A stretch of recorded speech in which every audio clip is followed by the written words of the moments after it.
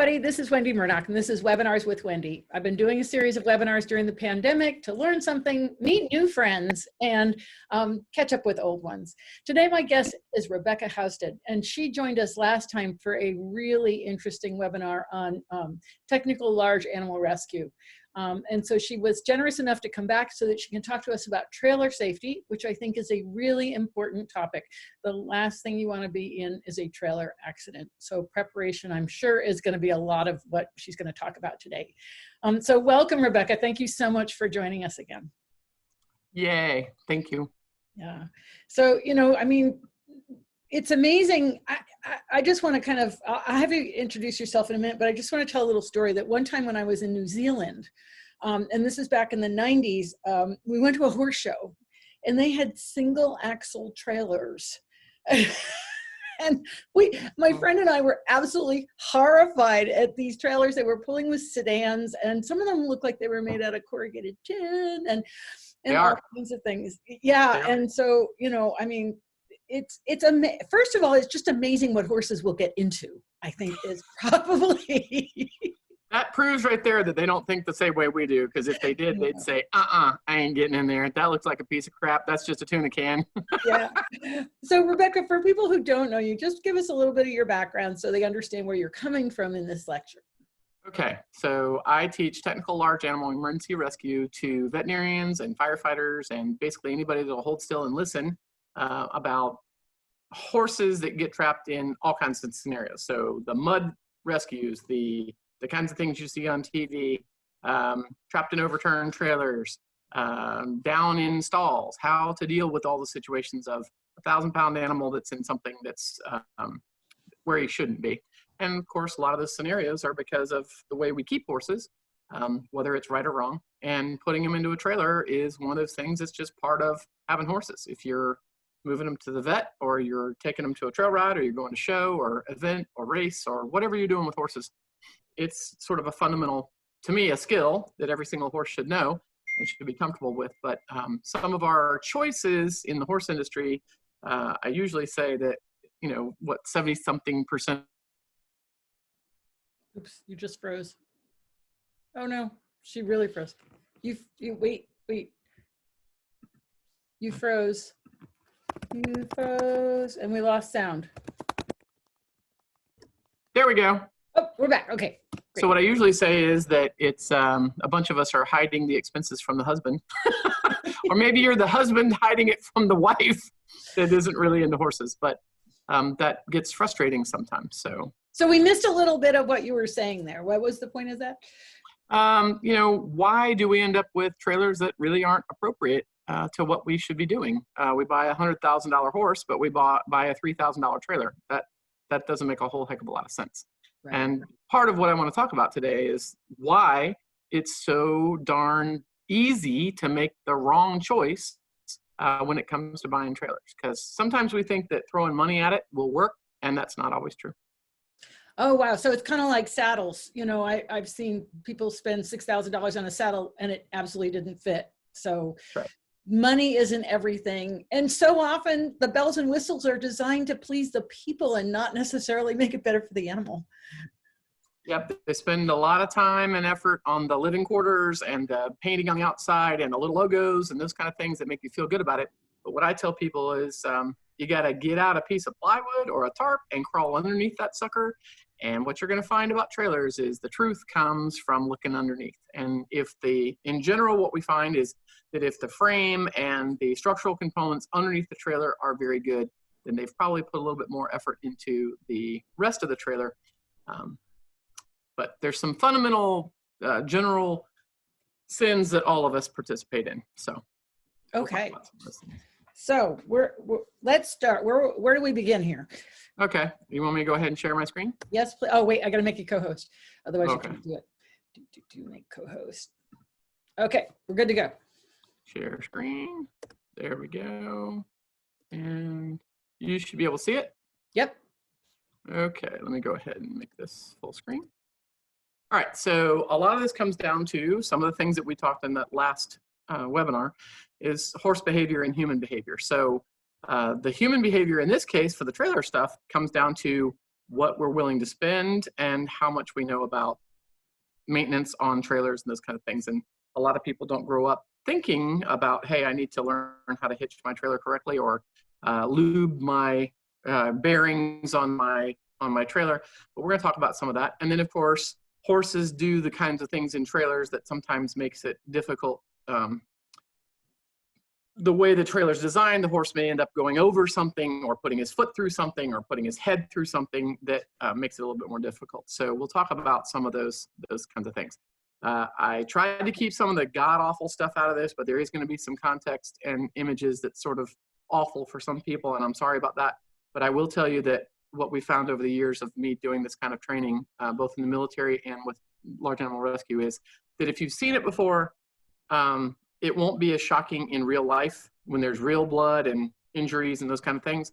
And you may be able to actually deal with it better.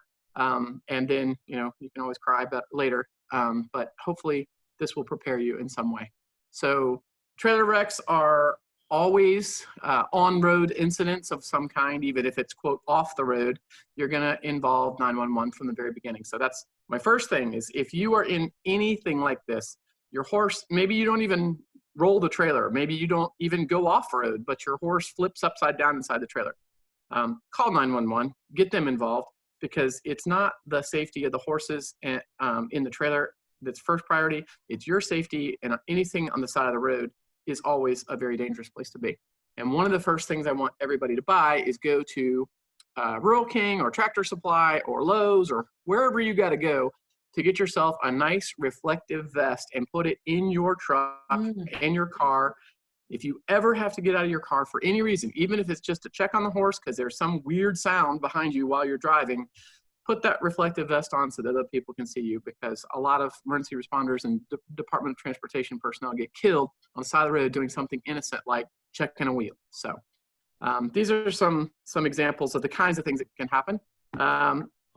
Part of what I say is that really we should be looking at the physics and the science of trailers and how trailers go down the road, and how we match the truck and the trailer together, and look at the design and the management, daily maintenance.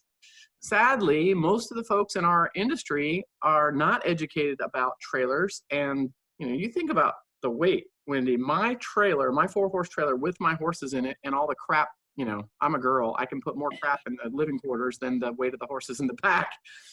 If you add all that up and go to actually weigh your trailer, which is another homework thing for you guys to do, go down and weigh your trailer, go to the truck stop. They've got trailer weight places, and get a weight. And mine is 19,000 pounds. When it's loaded with horses and all my crap, it's 19,000 pounds behind a Dodge Dually 3,500 truck. So, you know, sometimes it scares people how much their truck and trailer actually weigh when you put those things on there. And if you're hauling ponies, maybe not so much a big deal, but if you've got draft horses, or, I mean, these days, warm bloods are generally in the 12 to 1,400 pound range. So it adds up really quickly. And that's the problem when you start buying a 2-horse trailer that's made for an Arabian and you put a big old warm blood into it. So, and again, cheap costs. So this is obviously not a cheap trailer, and it's still burned because one of the bearings failed on the trailer due to maintenance problem. And the fire starts in the trailer and moves forward in the trailer. And in this case, these folks didn't even realize it was on fire too late, because in the dark, you can't see that your trailer's on fire. So very, very frustrating. In the dark, you can't see your trailer's on fire? You can't, when it's just smoke, at the smoke phase, you can't do it. And time and time again, some of these transport wrecks, every single animal's already been dead by the time they realized it was on fire, because there's smoke that's building inside the trailer. There's shavings on the floor, there's hay on the floor, and that's where the fire starts, and it just smolders for a long time. It's an enclosed space. It's got very poor ventilation, and by the time they realize there's a problem and open the door, there's nothing to save. So sadly, you can do some Googling for horse trailer wrecks burn, and you will find, sadly, way too many transport examples. So part of what we talk about is, you know, what is the best for the horse in transportation versus what's the best for the horse in an evacuation or a situation where, you know, the trailer is burning and you've got to evacuate him out of the trailer, or in a wreck. And honestly, the way I would build a trailer if we knew we were going to wreck that sucker is a lot different than how we would build it under normal transport. This is a good example. These horses are happy. They've got their buddies. They can see. They've got a lot of ventilation. They've got a place to eat. They look like they're perfectly happy going down the road. But what happens to those same horses if you roll that sucker to the left or you roll it to the right and they're still tied to those rings? It looks a lot different when they're able to put their feet through those bars and those kind of things. So that's some of the kinds of things that we're talking about. And I'm not saying that all trailers are bad. I'm just saying that you always have to weigh the good versus the bad. And that's where our challenges come in. Is there anybody here that can fit more than 4 horses in a 4-horse trailer? This is a good example of fitting 7 horses in a 4-horse trailer. Of course, they're only this wide, Wendy, because it's from a neglect situation where we had to go pick up some horses. But the point of this one is you never know what's in that trailer. You look at a big trailer like that and you say, oh, that's a horse trailer. Has anybody ever hauled something other? I got real popular, Wendy, when I got a truck and trailer as a young person. All of a sudden, everybody wanted to move their furniture and everything else. So you don't really know what's in that trailer is the point of that, okay? And then, of course, biosecurity, which has really gotten a lot of details this year, has been interesting. But this is my first chance to say that all of you should have, based on how many horses you got and how many trailers you got, you should have what we call a load plan. In other words, you should say, okay, these horses, they do real well in transport next to each other. In the top example, Angel is my queen bee, and she is sort of a witchy girl, so she doesn't like anybody next to her. And she actually has a stallion divider between her and Porsche. Porsche always tries to mess with Angel, but she likes him. So there you go. How are you going to put these, depending on their weight, their height, how they travel in trailers, all those kinds of things. I have 2 trailers and I have 6 horses. So I have enough room for all that. If you got a 2-horse trailer and 6 horses, that's 3 trips. So who goes first? Who's your most valuable horse? If there's a wildfire coming, who are you taking out first? And that really comes down to making a load plan. And a lot of people have never actually thought about it that way. But like right now, I'm sort of screwed because my 2-horse trailer, I'm replacing the floor on it. And I've been screwing around with it for a month because of some other issues with, Christmas and Thanksgiving and people visiting and everything and rain. So I'm still, I got everything cut, ready to go back in, but I need to get a welder to move something. And anyway, obviously right now I would have to come back for a second trip to get the rest of the horses. So that makes it a little bit challenging. So you got to think through those kind of things. And we talked a little bit in the last presentation about some of the things that you might have for full evacuations, how you might do those kind of things. So that's my first chance to just say that part of this presentation is also to remember that this is about disaster planning and what can you do and what do you really need to have. And if you had to freaking pick up and move for 3 weeks, what would you need? And you'll find that it's a lot more than what you think. So I encourage everybody to work on that. And of course, you can always come back to this presentation and take a look at that. Or if you need this, I can send it to you, Wendy, and you can send it out. Awesome. Okay, so what's best for the horse if you're going to roll the sucker? And this is one I was actually in a dress, which is hard to imagine for many people, and flip-flops. And I pulled up on this one, a live scene on my way to the airport. And when I pulled up, I got out, I handed the phone to my significant other at the time, said, get some pictures. And I walked over to see the incident commander, which was this poor little police officer standing on the side of the interstate going like this, like, what do I do? And made some suggestions, told him what I do. And he said, you want to be the incident commander? I said, hell no, you're the incident commander, but I'll help you. And they were very fortunate. They had a whole bunch of horse people that had showed up on the scene. They had already engaged a veterinarian that lived close. She was on her way. By the time I got there, they had actually started sedating horses and pulling them off the trailer. They had one that was in the wrong place. He was right next to where this rip happened, and he didn't survive the wreck, but they were able to get the rest out. And it was actually a pretty good scene. But Wendy, we were standing on the side of the interstate. It's a 2-lane interstate right there. And of course, they've taken away 1 lane with the overturned trailer. And they've got 13 live horses sedated standing next to the guardrail. And they're trying to load them on 2-horse trailers with traffic going by. I mean, this is the worst case scenario. I mean, absolutely worst case scenario. They were very fortunately, they had a veterinarian close. She did a great job. But what would be about that trailer that makes it better for transport under emergency conditions? And I'll tell you, a lot of it comes down to what they had. A lot of room to be able to get into that trailer from the back, big doors, a lot of things out of the way. that makes it a little bit easier for dealing with the actual wreck. So what we're going to do is change gears a little bit and talk about homework. And have you guys done your homework to make us safe? This is 2 horses that I actually picked up from a rescue case, and I was delivering them to their new homes, nice and fat. They were skinny in the original picture. I loved it that they turned around and looked at me the same way. But, you know, we ask horses, Wendy, to get in these trailers, and if they trust us and we've done our training, they step right in that trailer and they're perfectly happy. They have no idea if the floor is going to fail. They have no idea if you're going to hit the brakes hard. They have no airbags. They have no seat belts. They have nothing like that to be able to keep them safe, other than our skills as a driver and the maintenance that we've done correctly to keep them safe in the first place. And that's sadly some of the things that we fail to do. So when you take a look at your trailer, you know, walk around your trailer. I'm going to give you some resources that one of my colleagues up in Purdue has done, and it's a fantastic free resource that's online that I think every horse person should read. Is you start looking at the stickers on the side of your trailer, you start looking at the numbers and the letters that are on your tires, and counting nuts, and looking at whether or not you've had your balls lubricated, which I'm trying to make it funny, but it's true. It tells you a lot about your trailer. You know, what is the actual weight that you should be carrying? What is the size of the tires that you should have? What's the inflation pressures? What does the manufacturer recommend as far as those inflation pressures, those kinds of things? And it really is an eye-opening experience as you start learning your way about the anatomy of a horse trailer. We talk about the anatomy of a horse, but let's take a look at the anatomy of a horse trailer. So part of that comes down to homework, which, you know, Wendy, how many people learn to drive a trailer taught by someone with a commercial driver's license, like an 18-wheeler? Nobody. I mean, most people, if you ask them, they'll tell you, well, my dad taught me, my mom taught me, my grandpa taught me, or I just hitched that sucker and took it out in the Kmart parking lot and drove it around a little bit, or I just hitched that sucker and drove.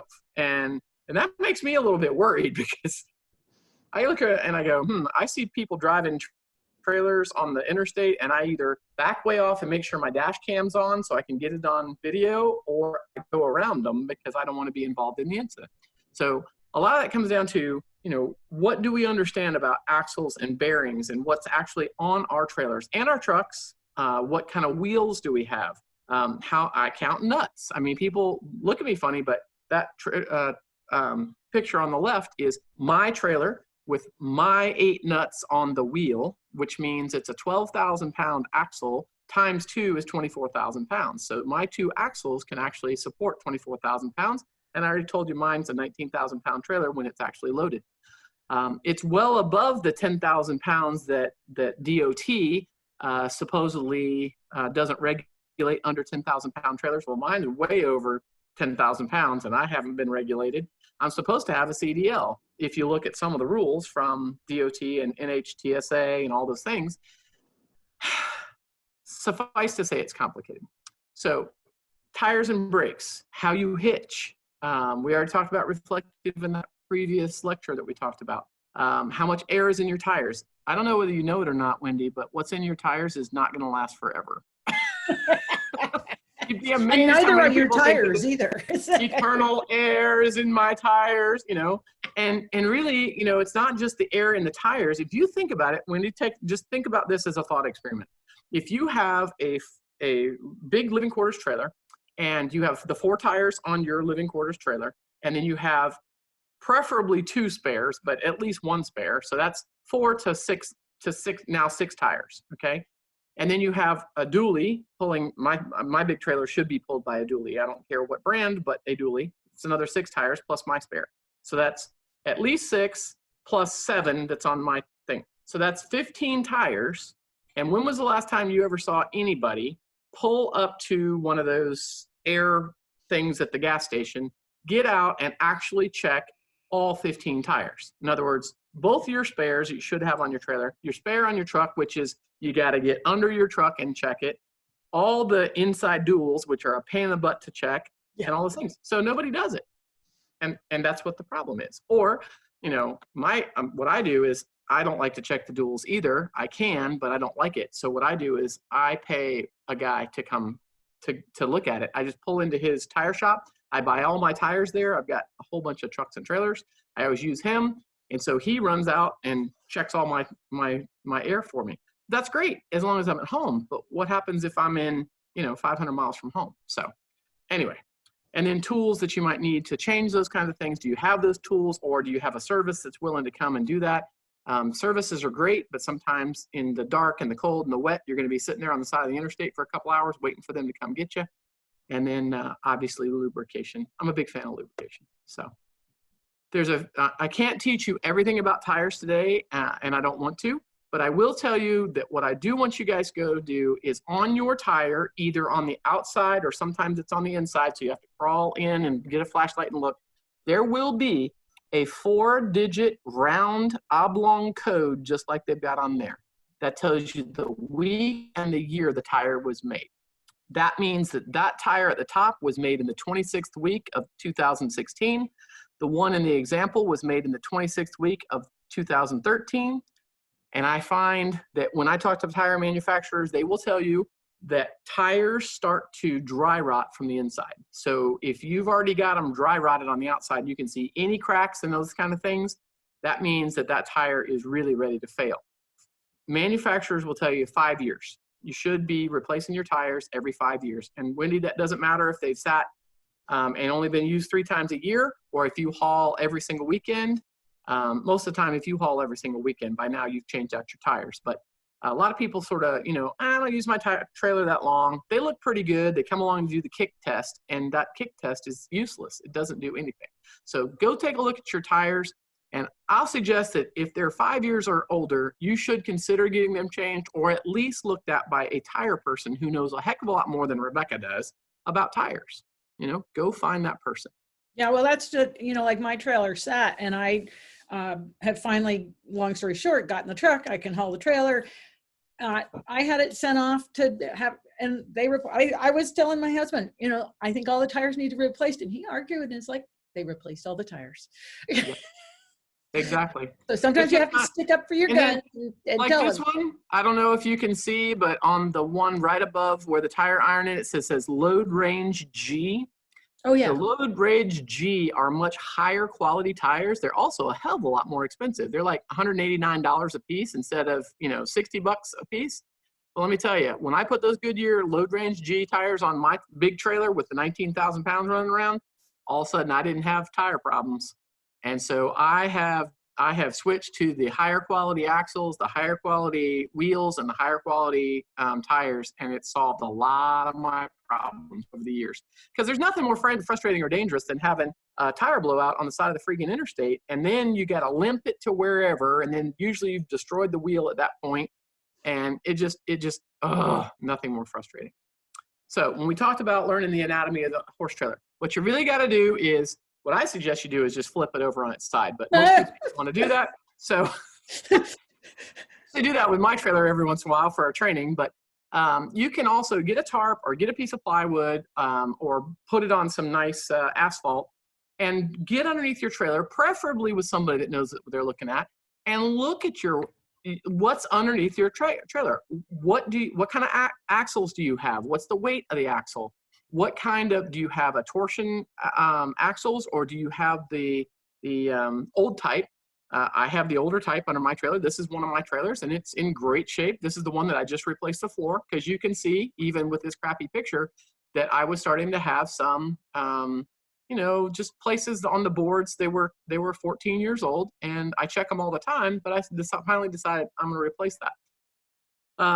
What does the steel look like underneath there? While I have the floor out, what I did was I absolutely repainted everything underneath my trailer and had somebody that knows metal take a look at the welds and all those kind of things to make sure you don't get the trailer, the floor out of your trailer very often. So when you do, right, make sure you do a full check and see what you do.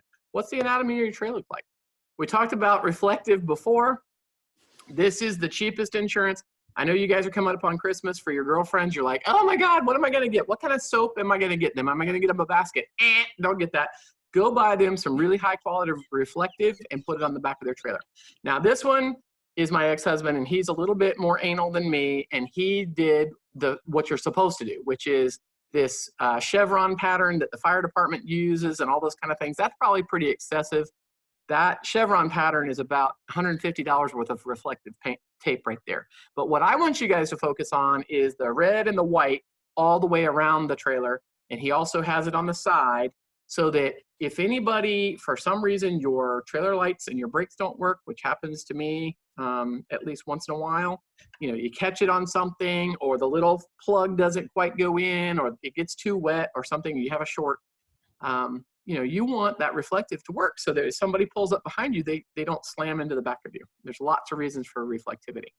This is the resource, and I will send you an email also with this, Wendy, so you can share it to all your folks. But this is the resource that we have that one of my girlfriends did from Purdue, and it's free to download, and it's called Understanding the Horse Trailer Rig, and it's everything about how to match your truck, your trailer, what's the difference between a gooseneck and a bumper pull, which is not really a bumper pull, it's a tag along, and how should I actually hitch that little red squiggly thing there on that picture on the left. How should that actually be hatched? You will, if you start looking in the back of people's dualies, very rarely will you see another place to be able to attach that safety cable, Wendy. Yeah, they don't come with it. And right. So they expect, you know what happens? I find these things, the little emergency cable is attached to where the chains are, or it's attached to the hitch, or it's attached to all the wrong places. And it turns out that what happens is, if you look at that little tiny black box where the red squirgly thing goes into, that's a little plastic pin. What's supposed to happen is, after everything, the hitch fails, the chains break, everything absolutely goes to crap under catastrophic conditions, what should happen is there's a little plastic pin in there that should release, and it should engage your trailer brakes. And at that point, your trailer brakes lock down and bring your trailer to a stop. And I know that doesn't sound like fun, because I'm sure that some of the folks that are listening to this live in mountainous terrain, and they can think of some really bad situations where they wouldn't want the trailer coming disconnected from the trailer.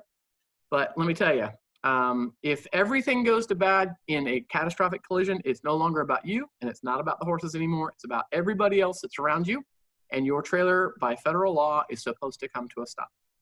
So anyway, that's just one example of some things that I'd really like you guys to understand. And if you download that and read it, at first it may seem like gobbledygook. Get somebody that actually understands trailers, and maybe at your maintenance for your trailers or trucks, and ask them, hey, what are they really talking about here? And what you'll find is you may find a lot of problems. And I will tell you that if you've got one of these look so cool. You know, this is a Ford, a girlfriend of mine's, and it's trailer connected. I'm like, yay! No, that doesn't mean the trailers work, the brakes work. It doesn't mean that everything's connected correctly. It means that you've got the electrical connected. That's it, okay? It doesn't mean that everything works. It doesn't mean that your backup plan works, all those kind of things. So don't trust some of these idiot lights that are supposed to save your life, and it doesn't always mean what you think it means. So let's talk about some of the best practices for transport. So to me, Wendy, over the years, I'm assuming you have some connection with Pony Club at some point, or 4-H or something like that, okay? So many years ago, my ex-husband and I approached some of those groups and said, hey, you guys should be doing some training for these kids on how to properly hitch your trailer correctly, and how to load your horses in trailers. And they said, well, you know, the problem is there's too much legal implications. If something goes wrong, then we're responsible. So we can teach somebody how to wrap a leg and do all those kind of things, but we don't want to teach people how to properly hitch and maintain their trailers. Whatever. Yeah. Okay. I'm not. Well, they should be training the parents, because most of the parents are the ones hauling the kids around. But right. Yes. I'm not pointing fingers at those particular organizations. I'm just saying we should be doing training. And what happens is, in the United States, you don't have to have any training, anything, to be able to hitch a trailer and pull it behind. And I don't care if it's a 19,000-pound dually pulling a 19,000-pound trailer like mine, or a something from U-Haul, or what. All those trailers are being pulled by people who've never had any training. Yep. They don't really know how to hitch. They don't know how to do the maintenance. They've never taken a safety course, even an online course. And the guy at the U-Haul or the guy at the horse trailer sales place, he's going to tell you whatever you want to hear. He's not going to tell you the things that you really need to hear. So training horses to load and be calm in trailers is a whole nother thing. And when I tell people that your horses should go into trailers, I'm doing it from the perspective of disaster. So, you know, somebody that's not you pulls up to your place and is trying to help you load horses so they can get them out of there because there's a wildfire coming, there's a hurricane coming, there's some other god-awful disaster that has affected you, and your horses should get in any trailer you point them at, jump in, be happy, put their head down, eat some hay, and be like, whatever. Most people's horses aren't. And if you look at what happens out, Wendy, out west, almost every year with the wildfires, there's always horses that will not go in trailers, especially strange trailers, for whatever reason. And next thing you know, people are leading them down the road. We really don't want you to do that. Take the time, you know. And I think you made the point. It's take the time. People don't take the time to actually just train the horse to be relaxed in the trailer. I've always told my clients, you know, take your horses to the grocery store. You know, it's true. I take my cat to the grocery store. Oh. My cat goes in my truck for the exact same reason as my horses. He gets in the truck. We take him somewhere. He gets a treat or he gets, you know, petting and those kind of things on little short trips. And it's not always to the vet, because if it's every single time he gets in the trailer, he goes to the vet, you can't blame them. They're not stupid. So same thing for horses, you know, take them somewhere fun, you know, take them to the grocery store, get them some carrots, make it fun. Having a relationship with your veterinarian. I talked a little bit about that in the last presentation. A relationship with your veterinarian means that when you have these issues that you can get a hold of your veterinarian and they are actually going to give you some advice. They're going to work with you because you have that patient-client relationship with your veterinarian. That's really important. A lot of people change farriers and veterinarians like they change their underwear, and I will submit to you that long-term you will run into problems if you continue to do that. Prepare to break down with your trailer. That sounds, I know, very negative, but I found that Murphy is alive and well. So if you have all the things that you need, you have lubricants, you have a tire iron, you have a spare tire that's got air in it, you've got all those things, it's almost like Murphy will never touch you. But as soon as you fail to have those things with you, you will have a problem. My husband and I have a check, check, and check again rule. It means that whoever hitches the trailer, the other person checks. In other words, I go through and I hitch the trailer, I load the horses, all those things, he comes around, he walks around, he looks at the tires, he looks at the electrical connection, he makes sure that the hitch is in there with the pin. He may not actually check the floor when I'm driving out the door. Are the doors shut? All those kinds of things, just so you have a second set of eyes on that. And then of course, it's never a bad idea. Every single time you stop to pee or get a cup of coffee or whatever, you should probably walk around again. And simple things like there are fancy little things that you can actually check the temperature on your tires from outside. But even if you put your hand on the tires, that's better than nothing. And if there's one tire that's really different in heat than the other tires, that tells you you're starting to have a problem. And then, of course, we also train the fire department for road and transport emergencies. That's not you guys' bailiwick so much, but does the fire department in your area do anything as far as large animal rescues? Because sure would be nice to be able to call them if you got a problem. So first of all, if you talk to NHTSA or DOT or any of the other organizations that do response to car wrecks, trailer wrecks, anything else on the road, fire departments, they will tell you it's not an accident, it's an incident. And the reason we call them incidents is because if you actually get an investigator involved in most of these situations, there's something that you can track it back to. Person was going too fast, failure to yield, somebody else wasn't paying attention, texting and driving and drinking a Coke and smoking a cigarette at the same time, talking on the phone. There really is a thing. Talking on the phone and texting and driving. Those are just awful things. We see things in the fire department that are awful that way too. But what we found is, whether you call it an accident or incident, if you properly hitch your trailer, it will stay hitched. And I've got catastrophic pictures of trains hitting trailers where technically it stayed hitched. Now that doesn't mean that it didn't remove the entire back of the entire truck out of the truck, but technically the ball was on the ball was actually had the coupler on it, which is what we considered hitched. If you look at this picture, there's only one thing that is incorrect in this picture. And that is the little squiggly safety cable is wrapped around the hitch because the people didn't know what to do with it. They don't understand what the function of that little black box is, and they don't understand that the cable has to be connected to the frame of the towing vehicle to be able to engage that under duress. Everything else is technically correct. They've got cables instead of chains, which is not bad. They have several layers of pins and things that have the chance to be wrong here, but they actually have that hitched correctly. So hitch it right and it'll stay hitched. But you always, you know, with any mechanical system, you always have to check and make sure it stays hitched. So for example, this one, it's a single car accident and it's technically still hitched. Now, I'm sure that horse that came out the window there slid forward, wishes that you had not put a 3-horse trailer behind this little tiny truck. This is, my husband calls them tow-in Tundras or tow-in whatever else those other trucks are about the same size. A small 150 Tundra, those kind of things are never enough truck to be able to pull a 3-horse trailer. And me, I've bitched at the manufacturer, can I say that word?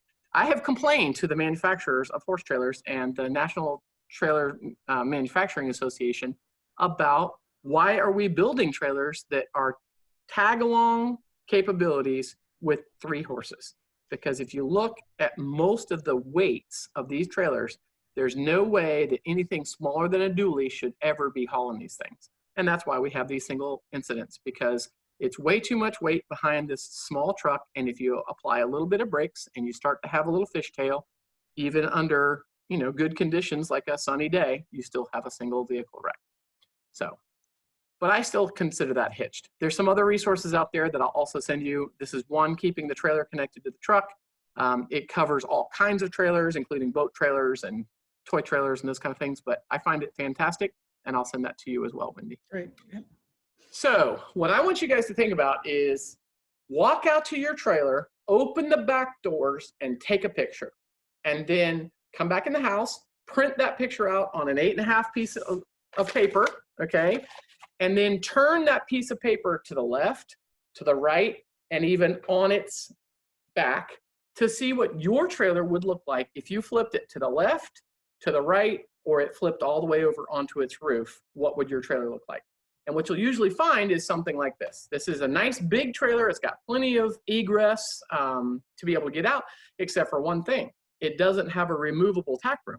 Right. So you're actually going to have a fire department come in there and use a reciprocating saw, which you can imagine how much the horses would love to hear that, to remove not only the doors, which are not going to function as, they're not made to be a ramp. So you have to remove those.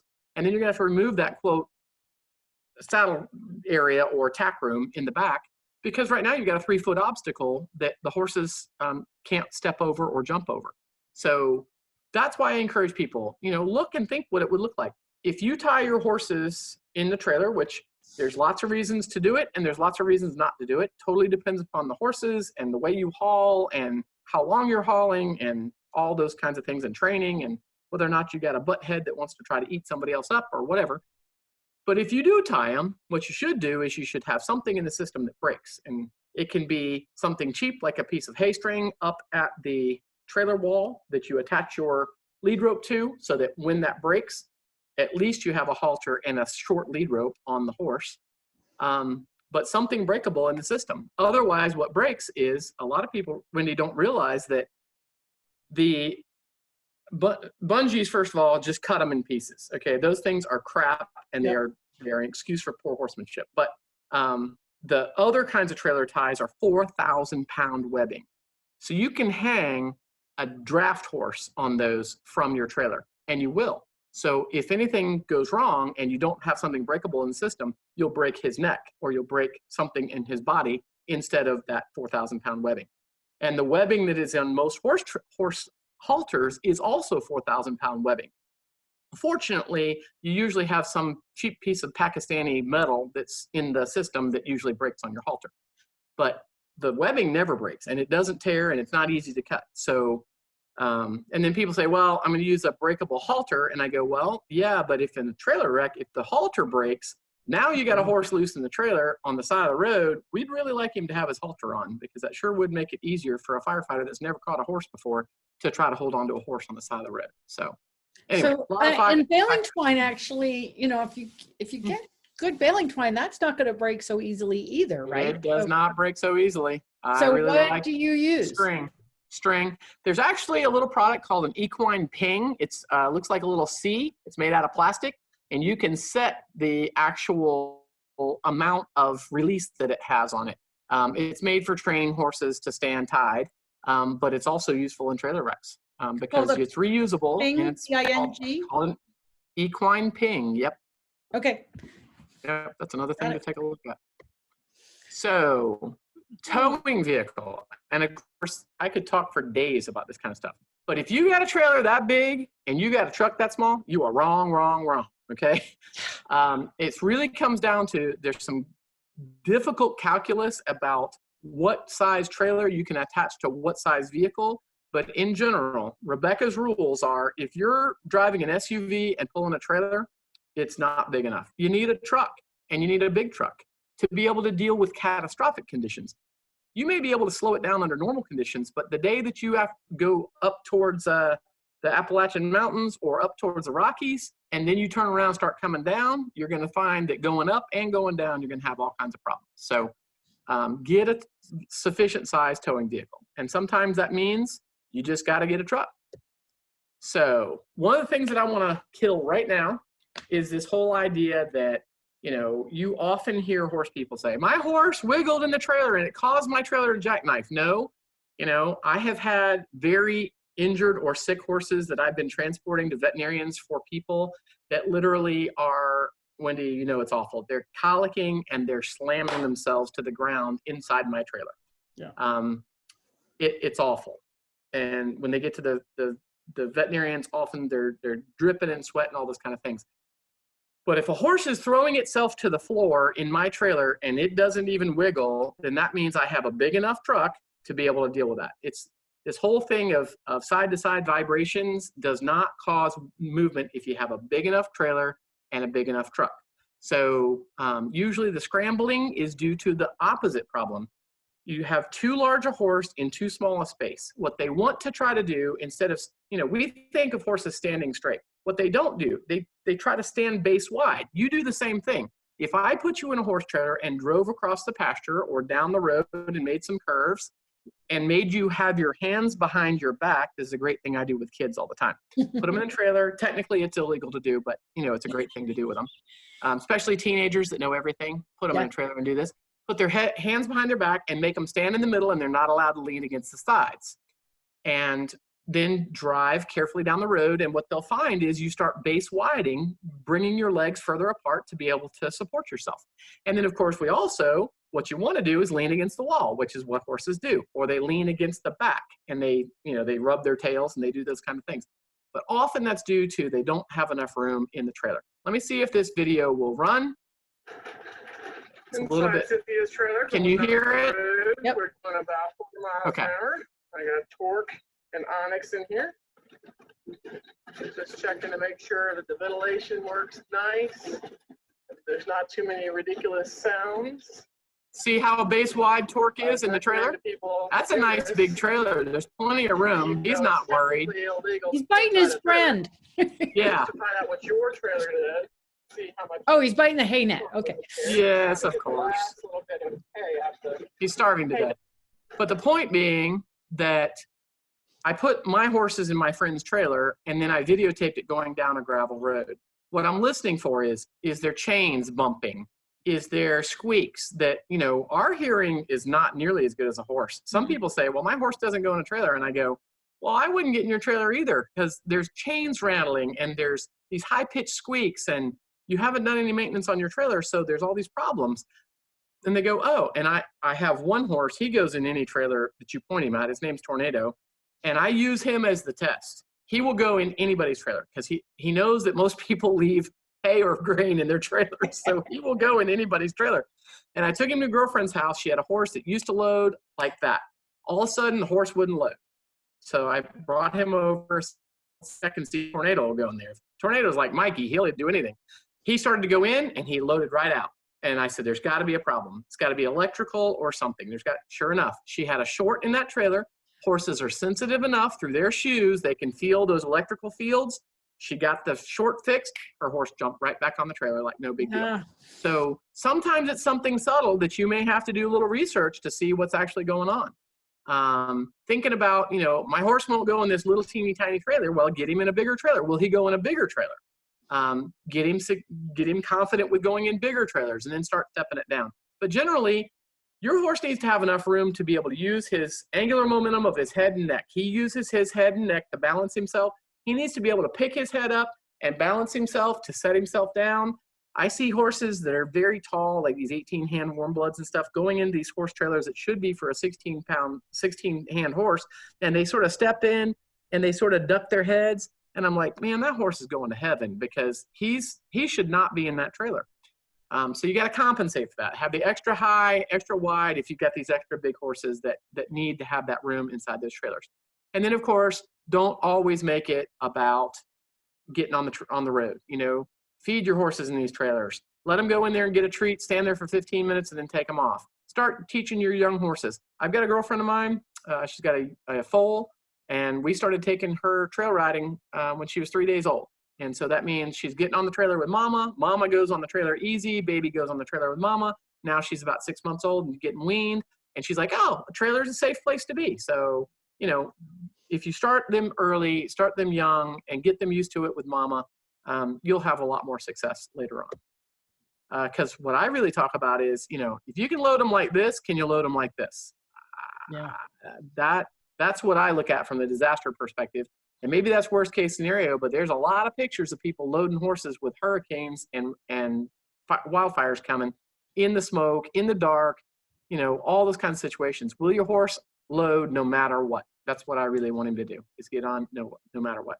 This is the example of, you know, a horse in a totally inappropriate trailer, and he's the world's best saint because he went in there, and I wouldn't want to go in there, but he doesn't have enough room to balance himself. It's awful.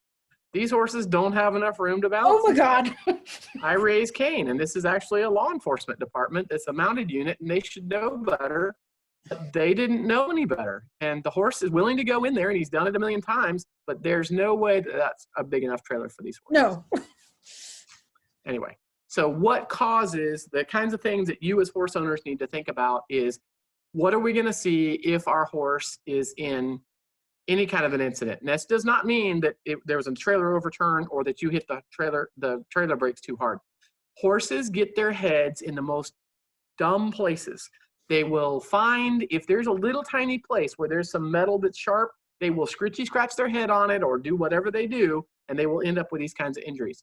I will tell you as a horse owner that when your horse comes out with one of these injuries, he will be bleeding like a stuck pig. It's awful because their face has a lot of blood supply and it'll bleed really bad. On the other hand, it swells really bad. Yeah, they swell really bad. But if you get them to a vet and get them cleaned up and stitched up, this is one of those injuries that you're going to be like, yay, I'm glad this was the injury you got, because it will heal very quickly. Facial injuries tend to heal really quickly. Yeah. But certainly you should have a way to blot that and be able to provide first aid, something that you should really talk about to your veterinarian. You know, hey, what happens if my horse gets some lacerations on his legs or in his face while he's in a horse trailer? What can I do for first aid? That's something you really need to ask your veterinarian. We talked about getting them out. Okay, we talked about getting them in. You got to think about getting them out too. These are awful situations where either there's two things that typically cause this. The driver is smoking and they flick the cigarette butt. You will always hear them say, some other driver must have dropped the cigarette butt. There's a guy at Mississippi State University that actually put trailers in wind tunnels and looked at the airflow around them. I would love to have my own personal wind tunnel, but anyway. And what he found was that if you flick a cigarette butt out, it can go around and get into the trailer because it sucks around the back of the trailer. And then, of course, it drops onto the hay, shavings, or whatever you've got in the trailer, and it smolders for a long time before you actually have an incipient flame, which is the concern that we have. So just don't smoke while you're driving. Number one, don't flick out your cigarette butts because you shouldn't be doing that anyway. And number two, the other situation that causes this is a bearing that gets hot. In the case on the right with the big dually, you can see the bearing. It was the one on the truck that got hot in this case, but often it's the trailer bearing that causes that problem. And in the dark and the wet, you'll never see it until it's too late. Wow. And this is just one example. Wow. So All right, so we talked in the last presentation about how often do you deal with down horses. Very few people ever deal with these kinds of things. How often do you deal with them down in a trailer? And that's what we're really looking at is, you know, down in a trailer is a whole different thing than down in the stall or down in any other situation. This gal managed to get her horse out. I'm not sure she really understood what was going to happen. If it was my horse, he would have taken off right about now and been 2 miles down the road. They managed to get these horses out. Worst case scenario, you are on the side of the road. It's a very dangerous place to be. Your animals are injured. How are you going to find another trailer to get to that location to transport them? Hopefully, you're taking them straight to the vet.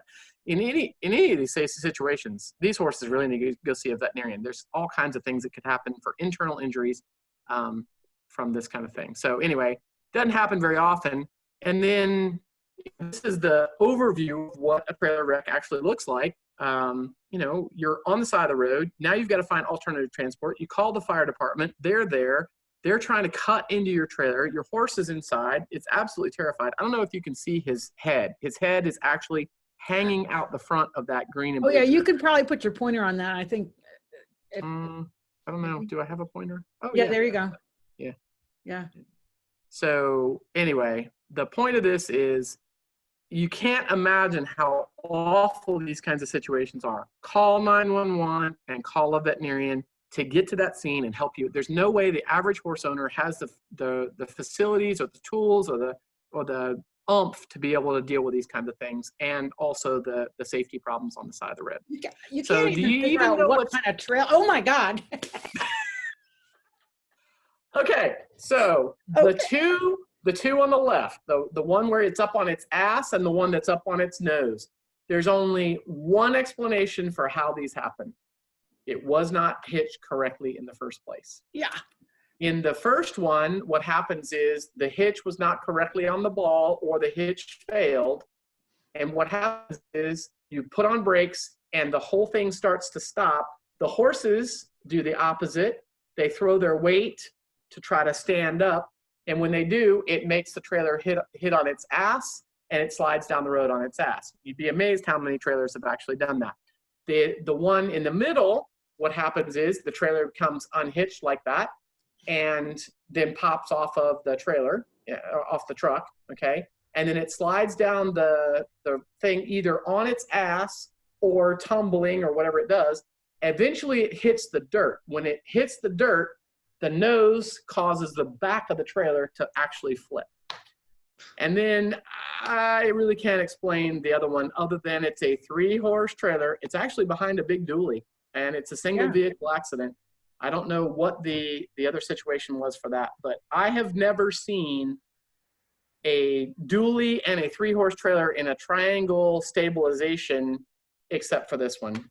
Usually there's a tree holding it or something else holding it, and the only thing that's holding it is the truck. And I can't really explain that otherwise. So other things we've got to do when we look at these trailers is try to prevent horses from going through the windows. You can use screens, you can use the metal dividers, but really there's not much reason for you opening a trailer door with a trailer window with a horse in there, because horses do what horses do, and sometimes they decide they're going to leave. And I love the look on this lady's face with the Appaloosa. She's looking at the veterinarian, and the veterinarian's like, oh crap, I don't know what I'm going to do. And if you look in the back of the picture right here, you'll see the firefighters are walking up with some extrication gear, and they're thinking, what the hell? What are we going to do? You know, how are we going to solve this? So the easiest prevention is keep them from going through the window in the first place by keeping those screens on or whatever. The problem for horse trailers is they're really bad places for ventilation. I always encourage people to increase the number of ram jets up on top of the trailer. You may actually have to have more put in that direct the air down onto the horses, but it's already bad enough ventilation when they're moving. If you stop in traffic, your horses are standing back there. You know, Virginia's like Georgia in the summer, 95 degrees, the sun is beating down on your trailer, and now you're stuck in traffic for half, or those horses are standing there just sweating. So consider having a fan, having some other way of moving the air, particularly if you're stuck in traffic. You can hitch it onto your electrical system for your truck.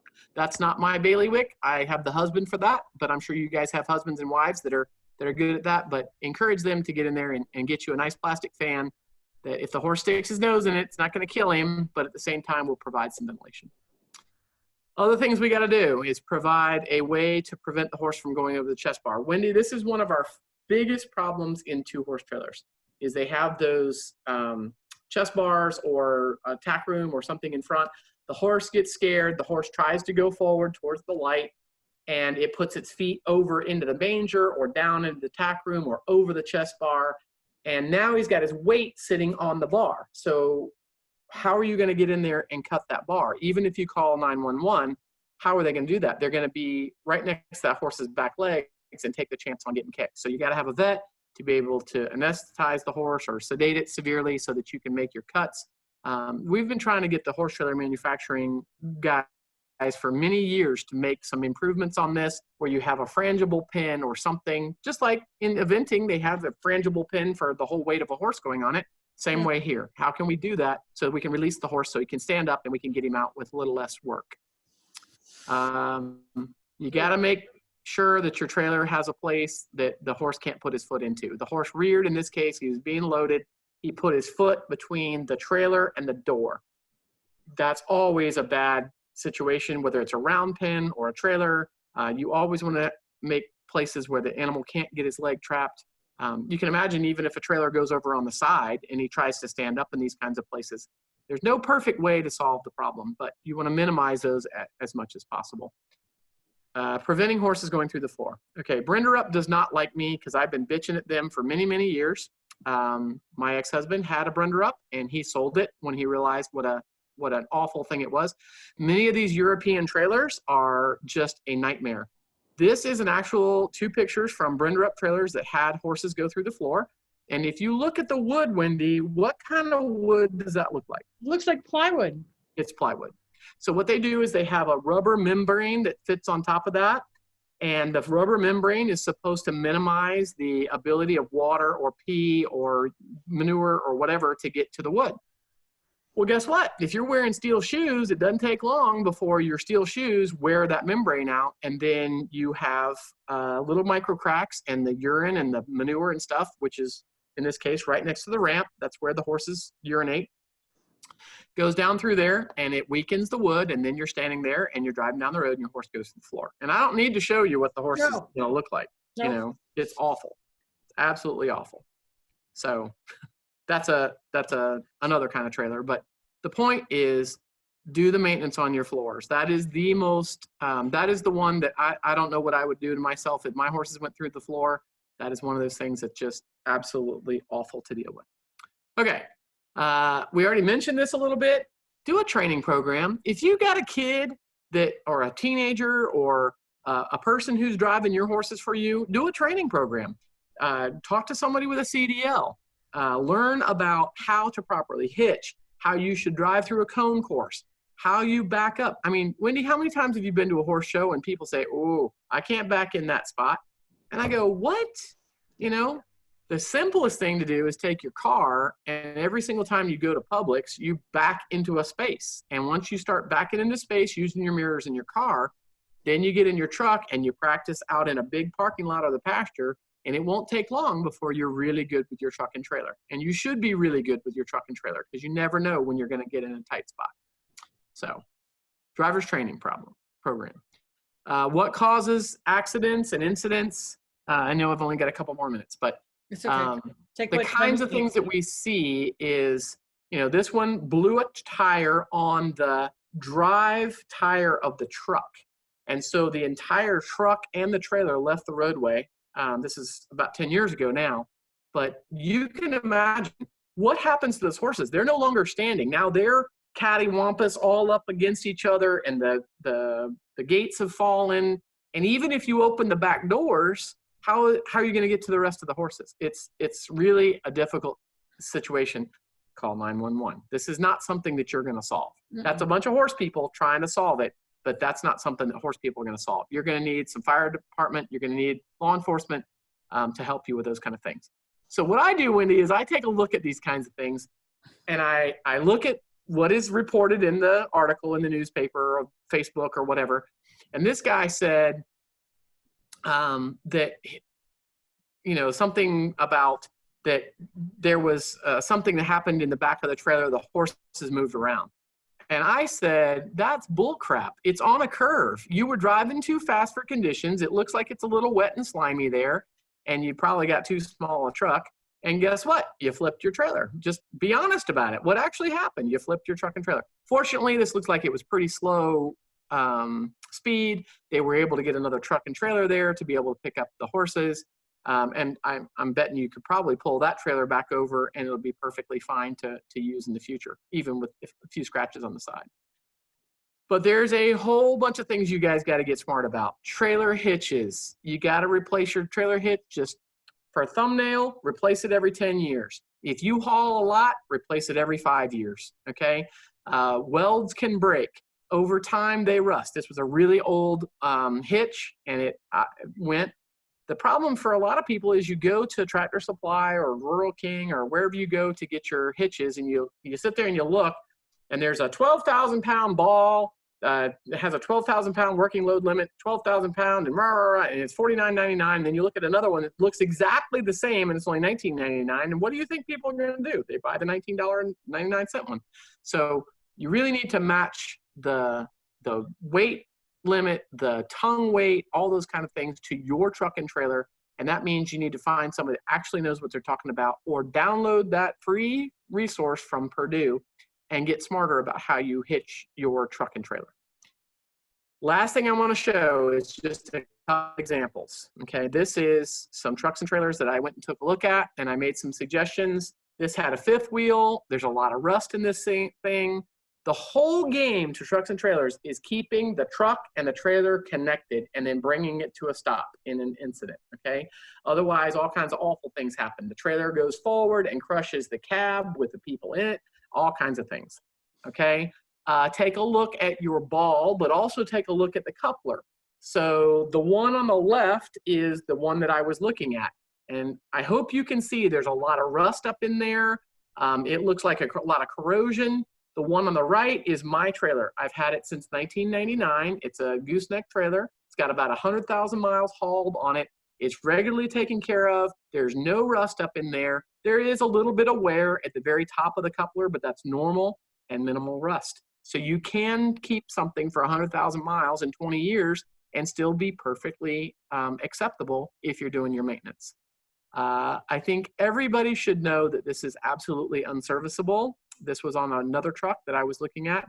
The lock pin and the cotter pin are completely rusted. I don't think you'd actually be able to hitch something to this one because you wouldn't be able to get the cotter pin out, but it should be pretty obvious. This is in Canada, and there's a whole bunch of salt on the roads, and of course it's caused a lot of corrosion, but that's absolutely unserviceable.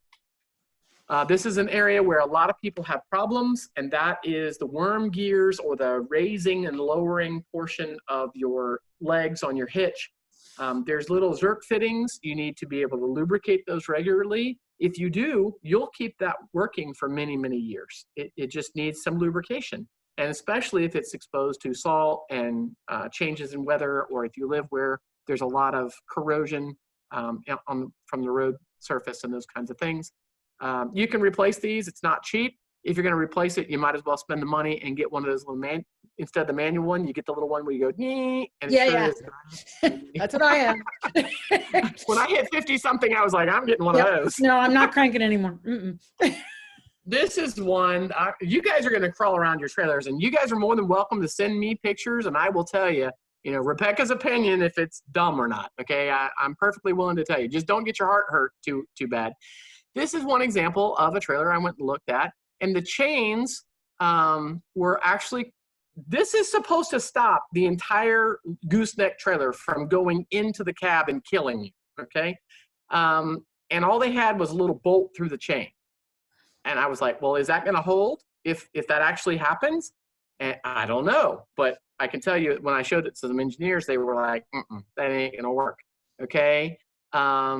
This one on the left, this is a nice trailer. It's on a fifth wheel hitch. It's got rated chains. Everything's lubricated. It's set at the correct height for the trailer. the emergency brake is attached to another little spot with that little D ring, everything's done right, okay? And when I looked, the battery was charging in there, so you can actually have the emergency pins break. The picture on the right is an example that I actually stole from another guy's website. He actually did it. He engaged the chains and engaged the little red squiggly thing as your safety cable and set his gooseneck down in the bed of the truck. And his point is, if everything comes unhitched, the chains should catch the coupler and keep it from leaving the bed of the vehicle. If those break also and the truck continues to move forward and the trailer continues to move backwards, that's when you would engage your little red safety cable. So that's what it should look like if you have the appropriate chains and you, for some reason, failed to hitch your truck correctly. So can you go back to that picture for a minute? Because I just want to ask you a question. Yep. So at this point, the chains are fully engaged, but the red squiggly thing isn't. Correct. But if the chains at that point fail, that's when you bring the emergency cable into it. That's when you should lock down your brakes. Okay. Technically, your brakes, the electrical is still connected. That hasn't broken loose yet. As soon as the trailer moves away from the truck, the electrical is going to pull out. But the emergency electrical should turn on your brakes. Oh, I see. Because it's still got the cable to the truck bed. You still have power to your brakes, so your truck can still control your brakes on your trailer. And if you have a good brake controller and you've matched that brake controller to your brakes in your truck and trailer, which you're supposed to do every time you leave the driveway, I get to the bottom of my driveway and that's where I move along at 5 to 10 miles an hour, depending upon the manufacturers. If you look at your brake controller, it'll tell you exactly how to do it. You got to have it at a certain angle. You got to go a certain speed depending on the manufacturer's instructions. And as you go down the driveway, you barely touch your controller and you see how much brake you have. And when it engages the brakes is on your trailer. Again, this is so complicated, Wendy, and that's where we get ourselves in trouble with these trailers. Well, and I was going to say, and that in itself is an entire webinar in terms of how to set trailer brakes, because my biggest problem is I don't have a flat spot. So that's right. You're supposed to be on a flat spot to set your trailer brake. And if you don't have a flat spot, how do you set your trailer brake? And this is exactly right. Like when you say leave the driveway, there's no way I can leave my property and be on a flat spot. It's just not possible. And then if your knee bumps the controller, for a lot of the controllers, it's got a gravitational aspect to it, and it will change the way the brakes engage. And there's nothing worse than barely touching your brakes and having everything locked down. That's terrifying for you, and I guarantee you it's no fun for the horses. No. So you're exactly right. That's an entire another webinar just there on how to properly do that. But every manufacturer is different. Suffice to say that if you guys don't have any idea what I'm talking about the controller in your truck, or you don't have one, you need to go take a look at your controller or get one put in your truck. And every single trailer should have a that and backing up are the two biggest mysteries of driving a trailer, in my opinion. That's right. That's right. That's exactly right. Although I can back. But this is some examples of cheap chains. Those are not much better than dog chains that are on a big gooseneck trailer. And then the safety cable has a bend in it, makes a weak point, which means it won't do its job. I mean, zillions of different things. And we have some checklists in that Purdue publication on these kinds of things. I want to show you some good ones, okay? The one on the left is the battery is charging correctly. I love it that all of a sudden the trailer industry has come up with these idiot lights, which I'm an idiot, so I need them. It only lasts about 5 years. You got to have your battery replaced about every 5 years, but it actually charges while it's attached to the electrical system. And I like that because it tells you, hey, I'm charging, or I'm getting ready to fail. You need to replace my battery, those kinds of things. The one on the right is just another example of a crappy way of attaching nice chains, in this case, but inappropriately attached to the trailer. Were they actually attached or just looped over? They're just looped over with a little crappy washer that's attached to it. It's never going to stay in there under catastrophic conditions. It's just so wrong. I don't even know how to explain how wrong it is. I'm not an engineer, But when I talk to engineers about these things, that's who I go talk to, is SAE engineers. And they like, and I go, that's not good, is it? So lastly, what I'm going to say is there's no crash testing done in the United States, in Australia, in any other country. There's actually a company over in Australia I've been talking to recently doing a little bit of crash testing, not for the whole trailer, but for the bulkhead and some other things. And we're really looking at trying to get better at this. But I will tell you that when you look at trailer wrecks, and I've got thousands of them in a database, and you start to see some themes, which is just like humans, if the horse gets ejected from the trailer, it's gonna die under many conditions. That's not always true, but many times it will die. So you need to keep it inside the trailer. And the only way you can keep it inside the trailer is if you have a sufficiently built bulkhead and all the stuff inside that trailer that's been manufactured is correctly put together. This is a ridiculously cheap trailer, 2 horses inside of it. It went off-road. The entire thing just did a come apart. And of course the horses died in that situation. It's just awful. So we do the crash testing by looking at these actual crashes. And you'll notice this one came loose from the truck. Here you go.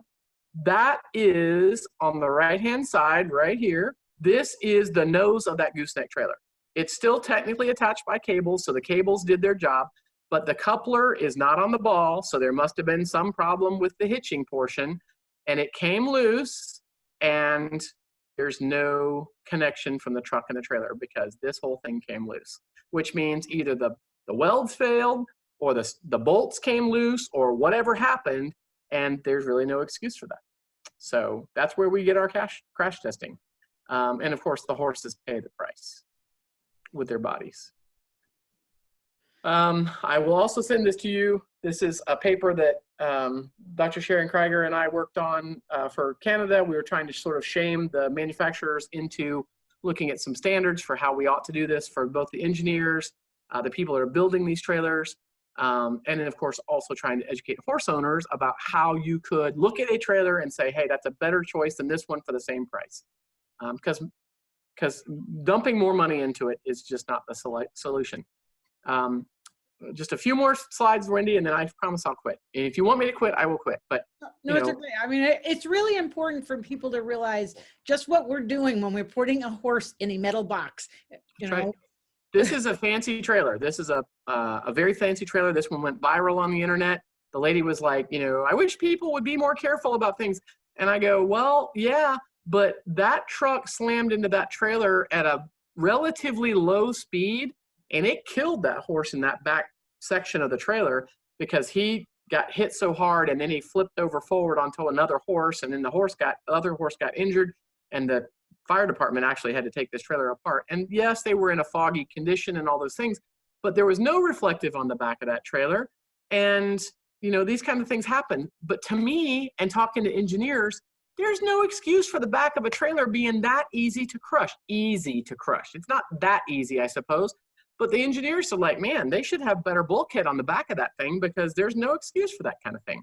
And that's where we're getting into. So there's your crash testing right there. That's the situation. I took the dead horse pictures out of it, but you can tell that that really was not that fast of a collision, and it ended up killing that horse in the back of that trailer. So that's a fancy trailer. Platinum trailers ain't cheap, but we still have a loss here. So what are we doing wrong when we build these trailers that they're coming apart this easy? That's the picture of the horse. You know, here's the, you know, this is not the fancy version. This one actually did sort of the right thing. The nose of that trailer right here, if you look at it, that is the crumple zone. You know, we talk about crumple zones in cars. They're usually in the front. That's the crumple zone for the trailer. It actually, that's a steel trailer, and it actually did what it's supposed to do.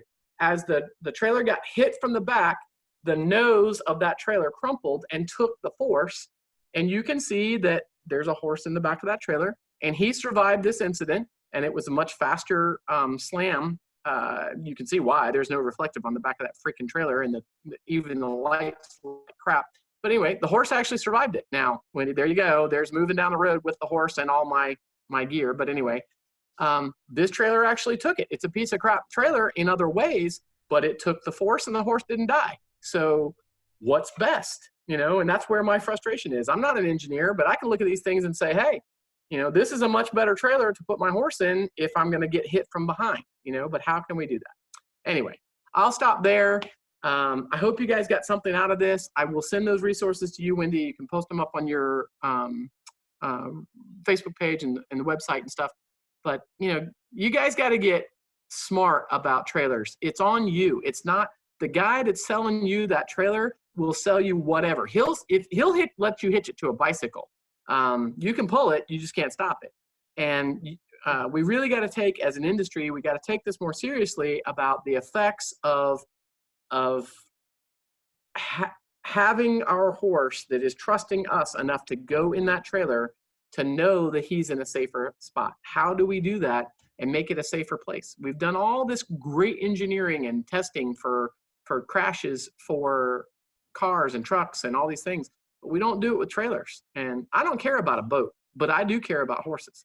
And I am very, very concerned about what we've let the industry sort of drive us down the road of, distracting us with, wow, look at the pretty living quarters. And, you know, I was telling you last time I went to Australia and the guy's got this big plexiglass window in the front of a 2-horse trailer. And I was like, what the hell's that for? And he goes, well, the horses like to look out too. And I said, they're not going, hey, Frank, they're going to stop up here at the stop sign. You know, I mean, we want to keep them in the trailer. And yes, it's nice to have some light in the trailer because it makes it easier to load the horse and all those things. But from the perspective of having a wreck, you got to balance those two things. So I'm not, you know, I just ask these really tough questions. Yeah, unshare your screen. Okay. So, you know, and one of the things I noticed here too is the difference is this looks like a steel trailer and the other was an aluminum trailer, but all of our trailers now are pretty much moving to aluminum because of the weight and the lack of rust. That's right. But Yep. the steel, I mean, I used to drive a steel stock horse, not dissimilar to that one, which weighed a ton. But, you know, and now I have an aluminum. And, you know, it's just, it's really great to have you talk about this because when I've hauled to Seattle twice and back. And I did the first one all by myself. And the second one, I drove out with somebody and came home alone because he went to vet school. And I'll tell you, my horse used to always walk up to the trail and go, is this a long trip or a short trip? After that, you know, he really would he'd stop me, just look at me and ask me, what is this going to be this time? But, you know, when I did that haul, I had a jack, I had a toolkit. I mean, I you know, that Murphy's Law thing. I had my kit that went in my trailer, my emergency. And you haven't talked about this. I had a first aid kit. I had, you know, boots, and maybe we can talk about that in another lecture. What should people have in their first aid kits? Absolutely. Normally what I do is I tell them you should talk to your veterinarian because I don't know what your level of training is. You know, every horse person is different. My veterinarian may recommend some things, including even some drugs, because I'm a vet tech and I have a little higher level. But for some people, they don't want to do that because it might have repercussions. Basic bandages, you know, and okay. That kind of thing. I see what you're saying. Literally, I had all my and I still have, because I stopped going hauling those distances a number of years ago. But I still have my tubs that are all labeled, you know, right, with just basic first aid kit. But you know, it's so interesting to see like these trailers that are sold to us as quality trailers. And again, the onus is on us. The onus is on us to ask the right questions. But if you don't know the questions to ask, you don't know the questions to ask. What I will do is I have a short little video that I did for another thing where I actually walked through somebody's trailer and they videotaped it, and I'll send that to you as well. And it's about 15 minutes long, but I literally walked through this gooseneck trailer and point out some of the kinds of things that I was looking at. If you guys send me pictures or send them to you and put them on your Facebook, on the link or whatever, I will take a look at those pictures and I will, you know, don't get your heart hurt, but I will tell you if I think it's a safe thing or if it's not. I guess the best way to impress upon you guys how poor we are in the horse industry, I took one of my veterinary students that was working with me and we went to a local show here in Perry, Georgia. We looked at 65 trailers and we had a checklist that we went through every single, all we did is look at the hitch. We didn't look at tires. We didn't look at nothing else, just the hitch. And our checklist, and out of 65 trailers, we had 0 trailers that was correctly hitched. Every single one of them had some problem. The electrical wasn't hitched right. Usually it's the safety cable that's not hitched right. The battery wasn't charged or didn't have a battery. The chains were inappropriate chains for the weight of the trailer. The pins weren't in. We had some that we left little sticky notes on their thing and said, please do not drive the trailer with your horse in it until you fix this. Because I was like, oh my God, these people are going to leave this show with their horse in this trailer. They got it here somehow. And now I know that we're going to have a problem. And nobody ever called me. I left my phone number. Nobody ever called me and said, hey, butthead, why'd you leave a sticky note on my trailer? But it's amazing to me how much we just don't know in our horse industry. We got to get smarter. Absolutely. Absolutely. So I have a request. Okay. Can you have someone make a video of you hooking a gooseneck trailer and Sure. a bumper pull trailer so that we have video of correct hitching? Yes, I will do so. My poor husband. Hang on, let me write It's this okay. I know. Yes, I will. I will do that. And what we can do is when we do that other webinar where we talk about setting brakes, because, you know, I know personally, like I hate the damn brake controller because I could never figure out which button, which side, and how to adjust it. And of course, it didn't have a flat spot. So now I have a F350 that has an internal brake controller, and now I have to figure out that one. Good. And yes, I will do that. And what we'll do is setting brakes in general, and then people will still have to take a look at their manufacturer's instructions because every brake controller is a little bit different. Absolutely. But how many different kinds of brake controllers are there? I would say 3 or 4, but I bet you if I start looking, there's probably some more. There's several brands that are really popular that most people use. Yep. No, that would be awesome. And I did have a question prior to this webinar. Somebody was asking if it's better to leave your horse tied or untied in a trailer. Okay, so that is the question of the day. A lot of it depends on what kind of trailer you have, and I'll just give you some examples. So my 2-horse trailer is a forward face 2-horse trailer, and I always tie my horses, which are very good about being in trailers and probably don't need to be tied, but I always tie them because I do not want them to be able to turn around in that big space under duress and be able to point out the back. Number one. Number two, I don't want them to be able to raise their head and lean over and bite their buddy that they love very much under normal conditions, but they're under a little bit of stress in transport. They bite their buddy starts to panic inside the trailer and starts jumping around and gets hurt. If I'm loading my horses for a short trip in my big 4-horse slant load trailer, everybody can be free because I have enough room, the dividers go low enough that I can put their hay on the ground. That's what the veterinarians would prefer, that your horse be able to lower his head, eat and drink normally in transport. The problem is I've got one horse who's a noodle and has the flexibility of a giraffe, and he can lean over and bite somebody. He has to be tied. And then of course I have Angel, who is the queen bee, and she bites everybody. So she has to go in the first stall so she can't lean around and grab somebody. So it really depends.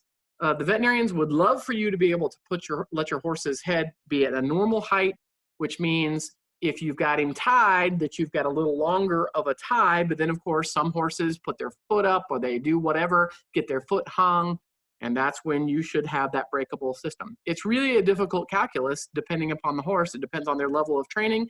How much are they going to panic if they actually do put their foot over the lead rope? All those things are very difficult. Yeah, I think it is a case-by-case basis. And when I hauled to Washington State, it's 3,000 miles, as you know, I had them loose. I just turned them loose. I took out I had a slant load. I took out all the petitions. They were loose. Every time I stopped, they were facing backwards. The one thing I did learn is that when I stopped to give them their nose bags for dinner, I took the mayor's off because she was done, and I went to check out where the diesel, because I needed the small nozzle diesel at the time on the truck that was a dually that they didn't put with a big nozzle diesel, right? Anyway, when I came back, she had bitten the other horse trying to get to his nose bag. So never take off one nose bag if you're feeding them in the trailer. That was my lesson. First rule, horses are butt heads. They just are. Yep. And, I felt so bad for him because he had no defense.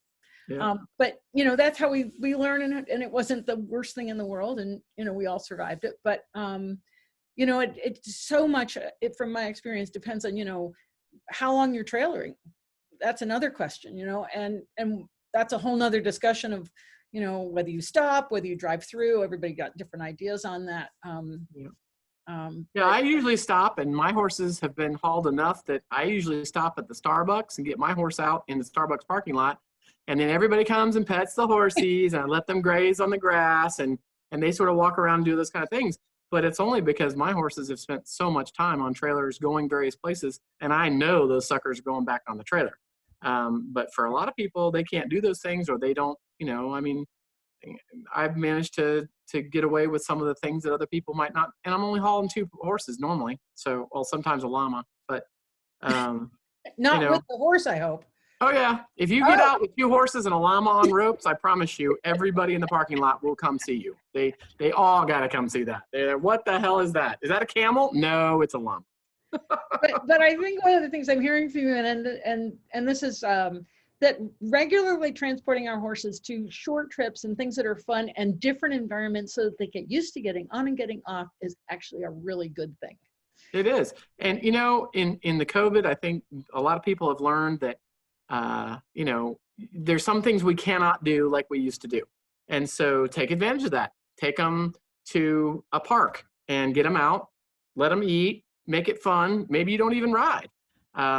You know, I do that with a lot of my horses. I go places and I've got the trailer hitched already. So I just take the horses with me and I get there, and used to be I'd let the kids pet them and stuff. With COVID, I've been a little bit goofy about that.